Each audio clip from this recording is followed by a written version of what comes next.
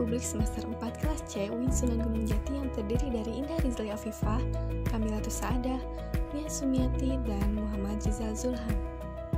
Untuk materi yang akan kami bahas diantaranya pengertian akuntabilitas, dimensi-dimensi akuntabilitas, hierarki tingkatan akuntabilitas, prinsip-prinsip akuntabilitas, jenis-jenis akuntabilitas, hambatan akuntabilitas, dan faktor keberhasilan akuntabilitas.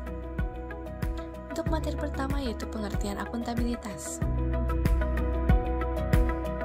Yang pertama menurut Fajar Trisakti bab 1 halaman 2. Disebutkan bahwa akuntabilitas adalah suatu perwujudan kewajiban untuk mempertanggungjawabkan keberhasilan dan kegagalan pelaksanaan misi organisasi dalam mencapai tujuan-tujuan dan sasaran-sasaran yang telah ditetapkan melalui suatu media yang dilaksanakan secara periodik. Yang kedua, menurut Penny Kusumastuti Lukito dalam bukunya bab 1 halaman 2, akuntabilitas adalah bentuk kewajiban penyelenggara kegiatan publik untuk dapat menjelaskan dan menjawab segala hal menyangkut langkah dari seluruh keputusan dan proses yang dilakukan, serta pertanggungjawaban terhadap hasil kinerjanya. Yang ketiga, menurut Raharjo Adi Sasmita, dalam bukunya bab 7 halaman 89, akuntabilitas adalah kewajiban untuk memberikan pertanggungjawaban atau menjawab dan menerangkan kinerja dan tindakan seseorang, badan hukum, pimpinan suatu organisasi, kepada pihak yang memiliki hak atau berkewenangan untuk meminta keterangan atau pertanggungjawaban. Dari ketiga pernyataan di atas, dapat digarisbawahi bahwa akuntabilitas adalah sebuah kewajiban dari suatu organisasi atau individu untuk mempertanggungjawabkan kinerjanya terhadap pihak-pihak yang berhak secara periodik. Materi selanjutnya mengenai dimensi-dimensi akuntabilitas yang disampaikan Asangkala dalam bukunya bab 1 halaman 3. Kopeng menyebutkan bahwa dimensi akuntabilitas terdiri dari 5 macam. Yang pertama itu transparansi, yang merupakan instrumen paling penting untuk menilai kinerja suatu organisasi. Sebuah organisasi publik yang transparan akan memberikan akses kepada masyarakat, media, kelompok kepentingan, serta pihak lainnya yang tertarik dengan aktivitas organisasi. Melalui konsep ini, diharapkan dapat memberikan jawaban apakah sebuah organisasi telah menunjukkan fakta terkait kinerjanya. Yang kedua, liability, konsep yang memasukkan kesalahan ke dalam transparansi. Maksudnya, seseorang individu atau sebuah organisasi harus liable untuk tindakan mereka, siap dihukum apabila melakukan kesalahan, dan siap untuk mendapatkan penghargaan apabila memperoleh keberhasilan. Melalui konsep ini diharapkan dapat memberikan jawaban apakah sebuah organisasi telah melaksanakan kewajiban yang seharusnya dilaksanakan. Yang selanjutnya adalah pengawasan atau controllability, merupakan konsep yang dominan dalam akuntabilitas. Konsep ini merupakan titik awal dalam melakukan analisa terhadap akuntabilitas organisasi. Melalui konsep ini, diharapkan dapat memberikan jawaban apakah sebuah organisasi telah melaksanakan kewajiban yang seharusnya dilaksanakan. Yang selanjutnya, tanggung jawab atau responsibility, merupakan konsep yang menekankan bahwa birokrat dan organisasi dapat dibatasi oleh hukum, aturan, dan norma.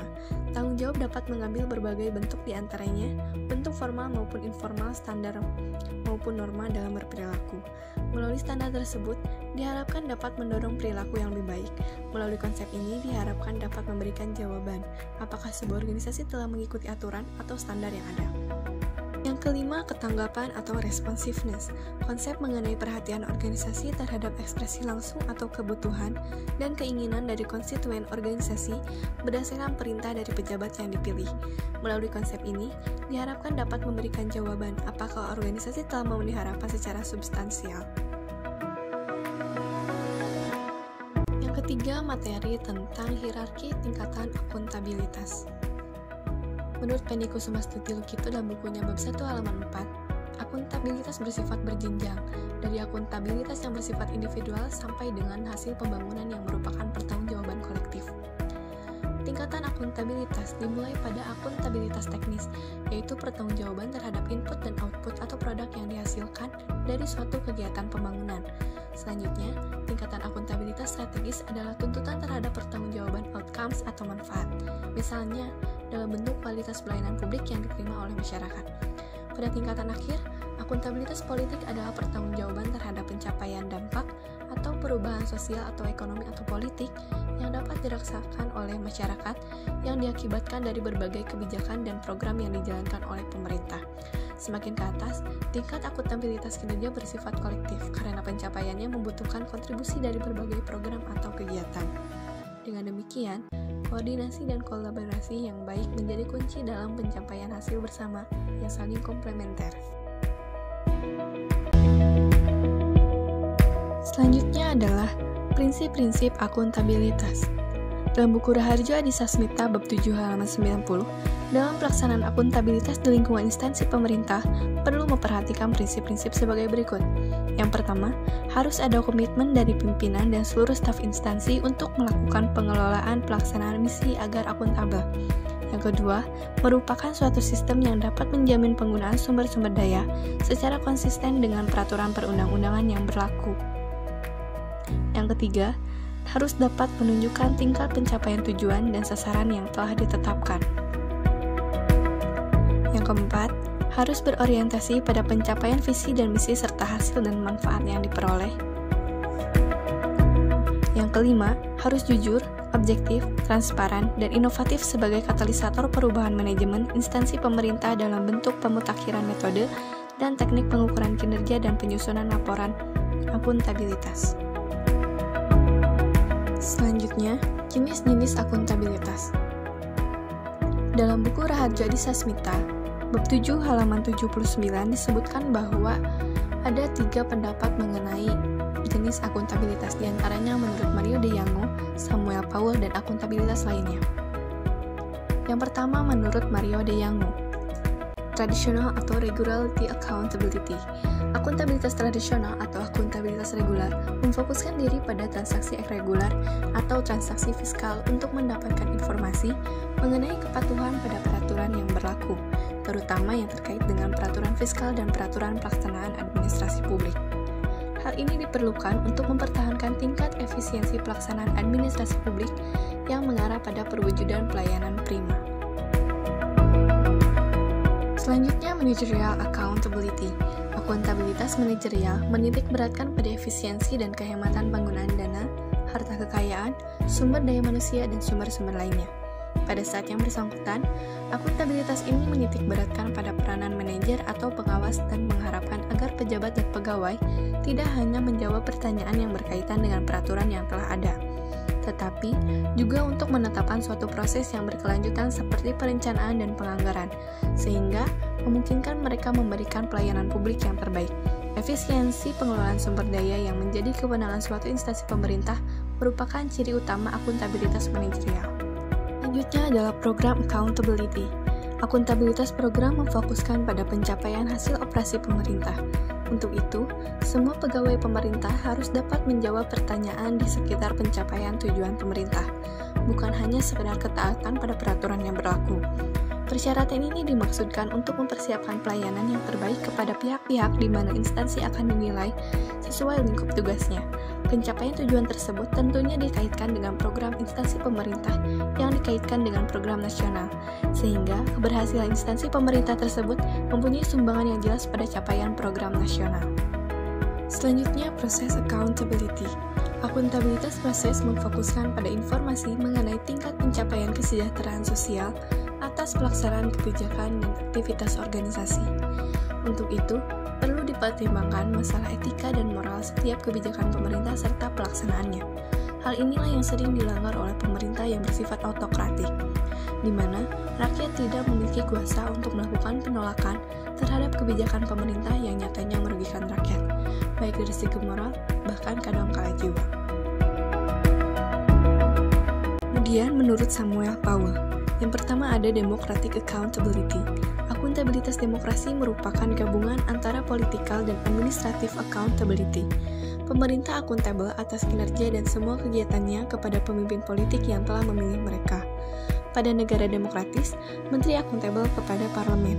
Penyelenggaraan publik bertanggung jawab kepada menteri atau pimpinan instansinya masing-masing. Jadi, pada dasarnya pelaksanaan akuntabilitas dilakukan secara berjenjang dari pemimpin tingkat bawah sampai ke yang paling atas atau presiden. Selanjutnya, presiden melakukan akuntabilitas kepada MPR sebagai wujud pihak yang memberikan mandat dan telah memilihnya. Yang kedua ada professional accountability. Dalam akuntabilitas profesional, para pakar, profesional, dan teknokrat melaksanakan tugas-tugasnya dengan dilandasi oleh norma-norma dan standar profesi. Mereka diperkenankan untuk menentukan public interest sesuai dengan norma-norma dan standar yang dikaitkan dengan kepentingan masyarakat. Yang ketiga ada legal accountability. Berdasar kategori akuntabilitas ini, pelaksanaan ketentuan hukum disesuaikan untuk kepentingan public goods dan public service yang memang dituntut oleh seluruh masyarakat. Dengan akuntabilitas ini, maka petugas pelayanan publik akan dapat dituntut di pengadilan apabila mereka gagal melaksanakan tugas-tugasnya sebagaimana yang diharapkan oleh masyarakat. Selanjutnya, pembagian akuntabilitas lainnya. Yang pertama, akuntabilitas keuangan. Akuntabilitas keuangan merupakan pertanggungjawaban mengenai integritas keuangan, pengungkapan, dan ketaatan terhadap peraturan perundangan. Sasaran pertanggungjawaban ini adalah laporan keuangan yang disajikan dan peraturan perundang-undangan yang berlaku yang mencakup penerimaan, penyimpangan, dan pengeluaran uang oleh instansi pemerintah. Selanjutnya, akuntabilitas manfaat. Pada dasarnya, akuntabilitas manfaat memberi perhatian kepada hasil dari kegiatan pemerintah. Dalam hal ini, semua aparat pemerintah dipandang berkemampuan melakukan pencapaian tujuan dengan memperhatikan biaya dan manfaatnya, dan tidak sekedar kepatuhan terhadap kebutuhan hierarki atau prosedur. Efektivitas yang harus dicapai bukan hanya berupa output, tetapi efektivitas dari sudut pandang outcome. Yang ketiga, akuntabilitas prosedural. Akuntabilitas prosedural merupakan pertanggungjawaban mengenai apakah suatu prosedur penetapan dan pelaksanaan suatu kebijakan telah mempertimbangkan masalah moralitas, etika, kepastian hukum, dan ketaatan pada keputusan politis untuk mendukung pencapaian tujuan akhir yang telah ditetapkan.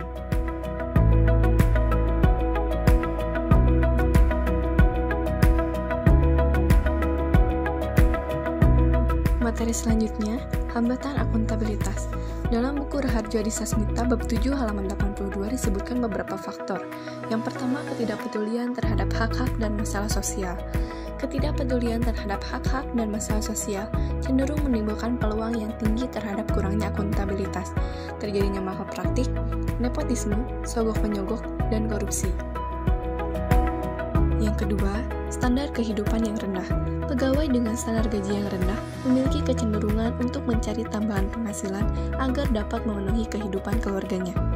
Dalam kondisi demikian, setiap cara mencari penghasilan tambahan yang dikatakan tidak benar dianggap wajar dan normal, maka dampaknya adalah mengorbankan pelayanan kepada masyarakat dan akuntabilitas publik. Yang ketiga, penurunan nilai moral.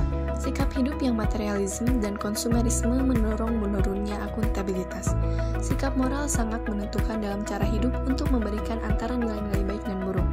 Sikap hidup yang materialistik dan konsumeristis dapat menurunkan moral dan tanggung jawab pegawai pemerintah dalam melayani masyarakat yang seharusnya dilayani dengan baik dan berkualitas. Yang keempat, sikap saling membiarkan. Penurunan nilai-nilai moral mendorong manusia akan semakin mudah melakukan hal-hal yang melanggar aturan. Akibatnya, mereka saling berlomba mencari keuntungan masing-masing dan mengabaikan kepentingan nasional yang lebih besar, khususnya pelayanan kepada masyarakat luas. Yang kelima, faktor budaya. Budaya masyarakat yang berkembang secara luas, di mana para pejabat pemerintah lebih mendahulukan kepentingan dirinya dan keluarganya dibandingkan kepentingan publik, merupakan budaya yang tidak mendukung akuntabilitas. Budaya semacam ini akan menyuburkan praktik korupsi, kolusi, dan nepotisme atau disebut KKN. Yang keenam, monopoli pemerintah. Dalam sistem pemerintahan yang sentralistik, setiap keputusan dan kebijakan publik menjadi kewajiban pemerintah sendiri, mengakibatkan penumpukan tanggung jawab sehingga sulit mengelola, memantau, dan mengevaluasinya. Birokrasi yang terlalu besar dan berbelit-belit telah mengurangi pelaksanaan akuntabilitas. Masyarakat hanya menjadi penonton dan kemajuan pembangunan berjalan sangat lambat. Yang ketujuh, defisiensi dalam sistem akuntansi. Buruknya sistem akuntansi merupakan salah satu faktor penyebab tidak dapat diperolehnya informasi yang akurat dan dapat dipercaya untuk dipergunakan dalam penerapan akuntabilitas secara penuh. Yang kedelapan, tidak ada tindakan korektif. Pemerintah yang melakukan kontrol sangat ketat terhadap media massa dan pemberitaan akan menimbulkan suasana yang tidak kondusif dan tidak akuntabel terhadap penyelenggaraan pemerintahan. Tidak ada keleluasaan dan kebebasan melakukan tindakan korektif terhadap praktik-praktik negatif penyelenggaraan pemerintahan. Masyarakat tidak berani mengeluarkan pendapat, sehingga para pejabat akan leluasa melakukan kesalahan yang disengaja. Yang kesembilan, konflik dalam perspektif dan kekurangan mata rantai institusional. Dengan terlalu ketatnya birokrasi di sektor publik, akan mengakibatkan sulit melakukan review terhadap program-program sektor publik, dan akan sulit menentukan siapa sebenarnya yang diwajibkan untuk mempertanggungjawabkannya. Yang terakhir, kualitas pejabat. Kualitas pejabat atau petugas mencakup dua permasalahan dalam akuntabilitas. Yang pertama, dengan besarnya jumlah modal untuk membiayai seluruh program pemerintah, maka dibutuhkan pula jumlah pegawai pemerintah dalam jumlah yang banyak.